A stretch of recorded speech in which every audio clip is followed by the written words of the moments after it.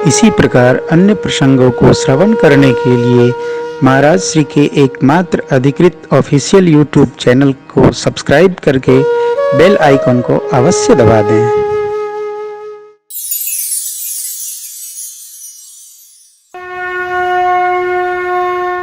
उच्च आसन प्राप्त हुआ है बाबा विश्वामित्र जी, सभाध्यक्ष घोषित हो गए। सखियां मेरी मां को ले जाकर सुनैना मां के पास पधरा दी। बंदी जनों को आज्ञा हुई, महाराज की प्रतिज्ञा सब लोगों को सुनाई। बोले बंदी बचन पर सुनहु सकल महिपाल, पन विदेह कर हम भुजा उठाई। बंदी जनों ने भुजा उठाकर कहा, देश देश के राजा महाराजाओं, आप लोग हमारे महाराज जनक राज की प्रतिज्ञा सुन सुनकर आए हैं। ध्यान रखिएगा, किसी को बुलाया नहीं गया है, सब आए हैं। क्या सुनकर आए हैं? मिथिलापति के यहाँ बिटिया के विवाह हेतु स्वयंवर का आयोजन हुआ है और उसमें धनुष केंद्र में रखा है, उसको झुकाकर प्रत्यंचा चढ़ाना। क्यों? उस धनुष को उनकी पुत्री ने उठा लिया था। महाराज ने देखा, प्रतिज्ञा ठान दिया।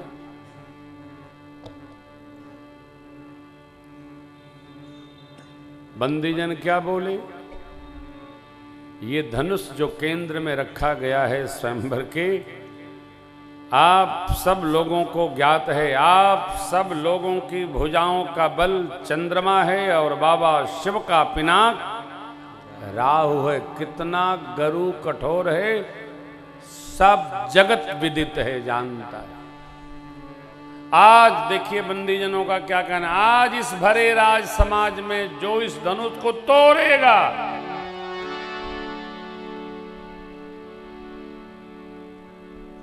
प्रतिज्ञा तो महाराज जनक ने ली थी कि प्रत्यंचा चढ़ाना है। बंदीजन कही गए, आज जो तोड़ेगा, काहे? इनको डर था कहीं कोई उठा के चढ़ा ही न दे। तो बेचारे आदमी जहाँ रहता वहीं सोचता है, तो थोड़ा बढ़ के बोल गए, राज समाज आज जोई। लक्ष्मण जी परशुराम प्रभु से कहते हैं, छुवत टूट रघुपति ही न दोषु। राम जी ने तोड़ा नहीं, वो तो छुवते टूट गया। मन बिनु काज करिए कत, बे मतलब आप उत्पात कर रहे हैं। बंदी जनों की प्रतिज्ञा, बंदी जनों के मुख से प्रतिज्ञा सुनना ही था। क्या प्रतिज्ञा? राज समाज आज जय तोरा, त्रिभुवन जय समेत वैदेही बिनहि विचार बरई हठित ही। आज इस राज समाज में जो भी तोड़ेगा, विचार रहित तो होकर उसका श्री जी वर्ण कर लेगा। विचार नहीं किया जाएगा किससे टूटा है, बेनही विचार बरई है। इतना सुनना था, राजा लोग अपने अपने स्थान पर इकट्ठे खड़े हुए। पहले हम, पहले हम, पहले हम।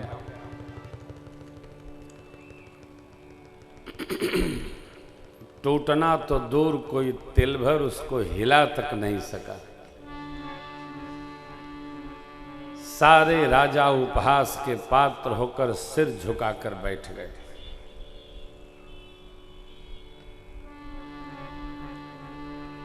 जिन राजाओं के कुछ विचार श्रेष्ठतम थे, भागवत भाव के थे, वो राजा धनुषदेव के पास जा ही नहीं रहे। जिनके कछु विचार मन वो चाप महीपन जा। जो भागवत राजा थे उन्होंने राम दर्शन, मां के दर्शन पाकर अपने को धन्य मान लिया। क्यों? राम जी दिव्य हैं और सिया जी भी दिव्य हैं। ये राजा सोचते हैं हम तो भूपति हैं और सियाजू भूपुत्री हैं, इस नाते हमारा संबंध तो बिटिया बाप का हो गया। हम भूपति हैं इसलिए हम पुत्री को आशीर्वाद देने आए हैं, हम धनुष यज्ञ में भाग लेने नहीं आए। जिनके कछु विचार। यहां एक बड़ा मधुर संदेश है। अवस्था परक नेत्रों में शांति उपस्थित होनी चाहिए। जैसे जैसे अवस्था बढ़ जाए वैसे वैसे मनुष्य के नेत्रों में शांति अवतरित होनी चाहिए। किसी बहन बेटी को देखे भी न तो निज मां निज पुत्री के भाव से दर्शन करना चाहिए। यही संस्कार है और यही भारतीय मनीषा का चिंतन भी है। नेत्र में कौवापना ये संस्कार नहीं है। नेत्र शांत रहना चाहिए। नेत्र की शांति चित्त से संबंध रखती है। नेत्र में स्थिरता होनी चाहिए। कैसे? बोले बाबा जैसे। जटा मुकुट सुर सरी सिर लोचन नलिन विशाल नीलकंठ लावण्य निधि सोहबाल विभूभाल। ऐसी शांति, ऐसी सहजावस्था। नेत्र में हलचल ठीक नहीं। नेत्र में हलचल चित्त के हलचल की संवेदना व्यक्त करता है, प्रदर्शन कराता है, दर्शन कराता है। और जब नेत्र में हलचल है तो चित्त में है, चित्त में है तो नेत्र में है। जिसके दोनों में है उसके चरित्र में हलचल बनी रही। इसलिए संभाल कर, जान कर, समझ कर, जिनके कछ विचार मन चाप समीप मही न जाए। मूढ़ राजाओं ने रचना बनाई, चलो सब लोग मिलकर तोड़ते हैं। अब ये बड़ा कठिन है कि मिलकर तो टूट जाएगा, लेकिन विवाह कौन करेगा? तो उसमें राजा बोले विवाह तो मैं ही करूंगा। तो थोड़ा अधिक समझदार था, वो बोला कि आप कैसे कर लोगे? हम क्या चूड़ी पहने? हम भी करेंगे।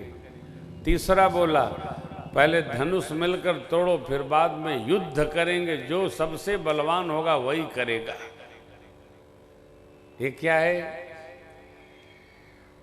ये सब विपक्ष की बातचीत है।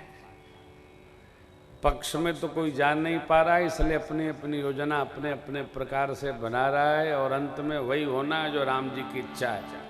देखते जाइए। सारे राजा भूप सहस दस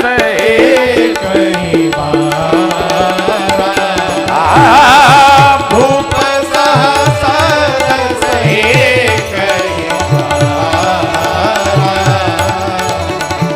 लगे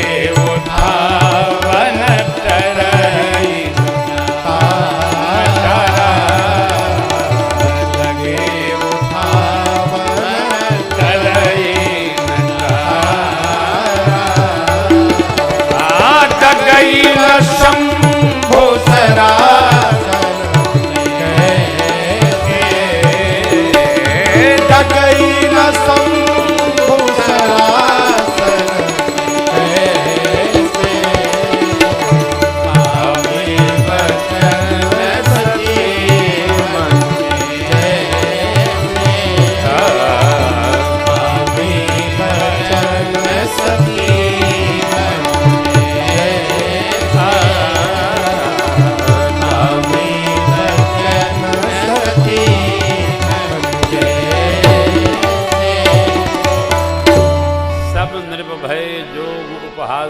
जैसे बिनु विराग सन्यासी, सारे राजा उसी प्रकार उपहास के पात्र हो गए जैसे कोई सन्यास धर्म स्वीकार ले और मन में वैराग्य के प्रति दृढ़ता उपस्थित न हो, जगत में उपहास का पात्र होता है। उसी प्रकार ये सारे राजा उपहास के पात्र हो गए।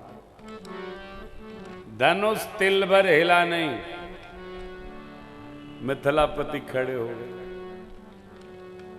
अति करुणा भाव में अवस्थित होकर मिथिलापति, देखिए यहां एक व्यवहार में चूक हुई। मिथिलापति ने गुरु विश्वामित्र से अनुमति नहीं मांगी। क्यों? गुरुदेव जी श्रेष्ठ मंच पर हैं तो अध्यक्ष पद उन्हीं को सुशोभित करना। सभाध्यक्ष की अनुमति के बिना आप कोई व्यवहार नहीं कर सकते। लेकिन अति करुणा और अति प्रसन्नता में व्यवहार का लोप हो ही जाता है। इतने करुणा में है कि मिथिलापति से रहा नहीं गया, अकुल आ गए, आवेश रोष में आ गए। बोलते भय दीप दीप के राजा महाराजा, मैं जनक जो प्रतिज्ञा ठानी, आप सब लोग सुन सुन कर आए।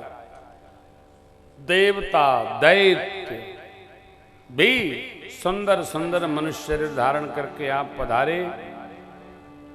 कहिए कन्या मन को हरने वाली, कीर्ति वर्ण करने योग्य, अति सुंदर। लगता है भगवान ब्रह्मा ने इस कीर्ति का वर्ण करने योग्य धरती पर किसी को भेजा ही नहीं जो धनुष को तोड़ सके। कहिए क्या आप में से किसी को भी यह लाभ नहीं भाया? कोई भी भगवान शिव के पिनाक की प्रतंचा चढ़ा नहीं सका। अभी रुकिए, चढ़ाता हूं, तोड़ता हूं। अरे चढ़ाना तोड़ना तो दूर, कोई तिल भर हिला तक नहीं सका। मैं जनक कहता हूं, आज से कोई माख नहीं करेगा अपने वीरता का। मैं मान लिया धरती वीरों से रहित है।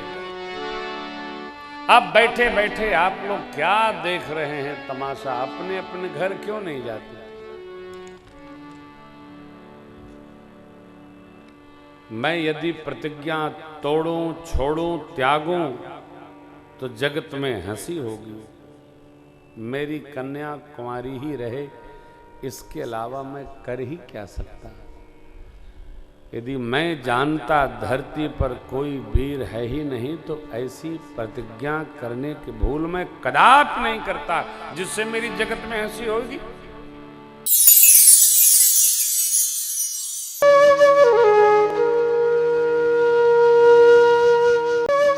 इसी प्रकार अन्य प्रसंगों को श्रवण करने के लिए महाराज श्री के एकमात्र अधिकृत ऑफिशियल यूट्यूब चैनल को सब्सक्राइब करके बेल आइकन को अवश्य दबा दें।